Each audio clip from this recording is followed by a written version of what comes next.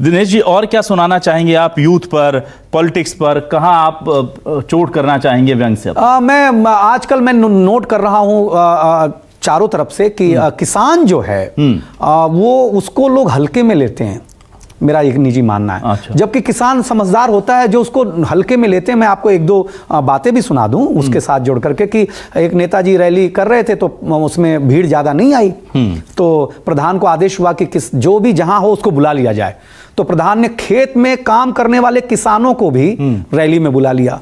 अब नेताजी ने किसान के पैर में मिट्टी देख करके पूछा कि तुम्हारे पैर में मिट्टी कहाँ लगा है? तो किसान ने बोला, हुजूर हम खेत में काम कर रहे थे, सीधे प्रधान जी ने ही बुला लिया इसलिए मिट्टी लगा है। अब नेताजी का जो जवाब था वही व्यंग है। नेताजी ने कहा कि तुम हमें वोट दो, हम तुम्हारे खेतों में टाइल्स लगवा देंगे। वाह, समझ रहे हैं? तो टाइल्स लगाने वाली जो बात है ना, एक व्यंग और सुनिएगा आप, दर्शकों दिल से अच्छा लगेगा। एक नेताजी ने पूछा रैली में कि तुम्हारे गांव में किस चीज का कमी है? तो एक आदमी खड़ा हुआ, बोला हमारे गांव में ना शमशान भूमि बहुत दूर है, आदमी को बहुत दूर ले जाना पड़ता है। नेताजी ने कहा कि तुम हमें वोट दो, घर घर शमशान न बना दिया। हाँ, तो हमारा कर्तव्य जो है एक पत्रकार के रूप में, एक कलमकार के रूप में, बिना दिल को ठेस पहुंचाए उनको उनका दायित्व का निर्वहन करने की बात बताना ही हम कवियों का, कलाकारों का काम है।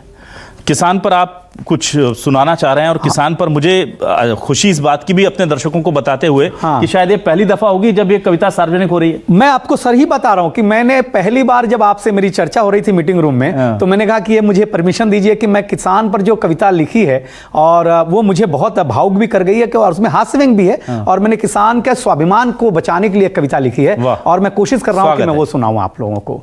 और पहली दूसरी लाइन में कि अगर आप हिंदी पट्टी से आते हैं, दूसरी लाइन में भी आपको लगेगी कविता हो जाएगी कि देखिए कि कमाल हो गया, करामात हो गई, कमाल हो गया, करामात हो गई, इत्र की पसीने से मुलाकात हो गई। इत्र की पसीने से मुलाकात हो गई, इत्र की पसीने से मुलाकात हो गई। इत्र की खुशबू के साथ शहर का एक नौजवान था, और पसीने से चमकते बदन के साथ गांव का एक किसान था। सबसे पहले शहर के लड़के ने अपना मुंह खोला और खजूर देख करके किसान से बोला, अंकल कितना अच्छा डेट है। डेट? हाँ, खजूर को डेट देते हैं इंग्लिश में। हाँ, कितना अच्छा डेट है। अभी किसान डेट का मतलब समझ ही पाता कि लड़का फिर पूछ पड़ा, अंकल आपके पास कितना स्क्वायर फीट खेत है? स्क्वायर फीट खेत है। अब शहर का आदमी है तो स्क्वायर फीट में ये हर चीज को नापेगा। स्क्वायर फीट खेत है। अब किसान का जवाब सुनिए। किसान ने कहा, बेटा तूने पढ़ाई नहीं की है, शिक्षा को जिया है। तेरा सवाल बता रहा है कि तूने किसी बड़े कॉलेज से MBA किया। लड़का बोला, अंकल बुरा मत मानना, MBA के चलते ही जो हमारे पास है वो आपके पास नहीं है। हमारे जैसा जीवन जीना आप जैसे किसानों की औकात नहीं है।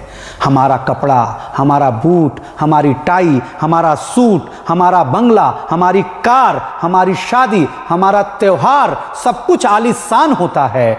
हमें हमारे लाइफ पर गुमान होता है, हमें हमारे लाइफ पर गुमान होता है। किसान बोला, अंग्रेजी की 4 किताबें पढ़कर हमें कम आंकते हो, अपने गिरेबान में नहीं झांकते हो, अपने गिरेबान में नहीं झांकते हो। मैं तुम्हें वहां ले जाना चाहता हूं जहां तुम्हारा ध्यान नहीं जाता है। जिन 4 किताबों को पढ़कर के आप महान बने हो ना, उन 4 किताबों का कागज हम किसान के उगाए हुए बांस के जंगलों से आता है। बहुत बढ़िया।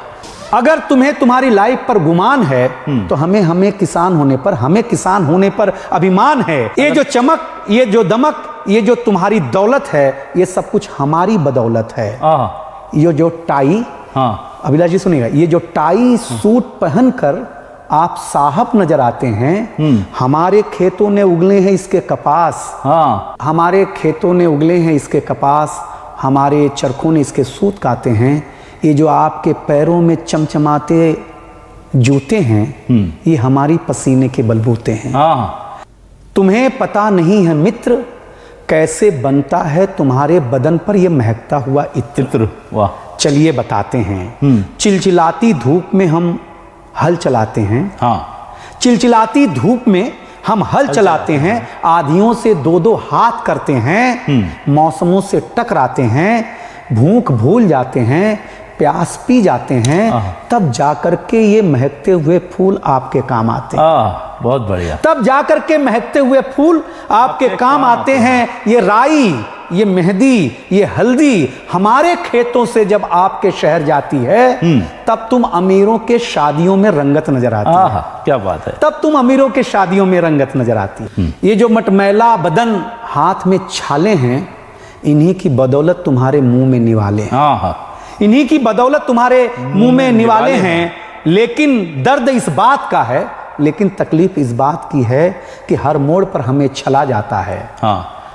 सरकार हो या शहरी, हमें कुछ भी बोलकर चला जाता है। क्या बात है। सरकार हो या शहरी, हमें कुछ भी बोलकर चला जाता है। हमारा तो बस इतना कहना है कि हमें हिकारत से न देखो, हमारा हक नहीं मारो, थोड़ी सी दिल में जगह दे दो, हमें भी अपनों सा पुकारो, हमें भी अपनों सा पुकारो। हम फौलादी कलेजे से पर्वत को हिला देंगे। वाह। झील, झरने, पोखर, नदियां फिर से बना देंगे।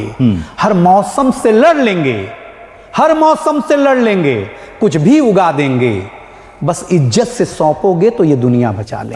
बहुत बढ़िया। इज्जत से सौंपोगे, ये किसान को जो सबसे ज्यादा उसको स्वाभिमान जो है। आप इज्जत से सौंपिए, हिकारत से मत सौंपिए किसानों को। आपको अंदाजा ही नहीं कि किसान, जो किताब आप पढ़ रहे हैं, उसका पन्ना उसके बांस के जंगलों से आता है। जो इत्र लगा रहे हैं, वो जब पैदा करता है तो आपके हिस्से में महकते हैं। आप उसके जमीन में जाइए, उसके नींव में जाइए, तो आपको पता चलेगा कि किसान के बगैर ये दुनिया अधूरी है। बिल्कुल। बहुत बढ़िया, बहुत शानदार ये कविता आपकी रही।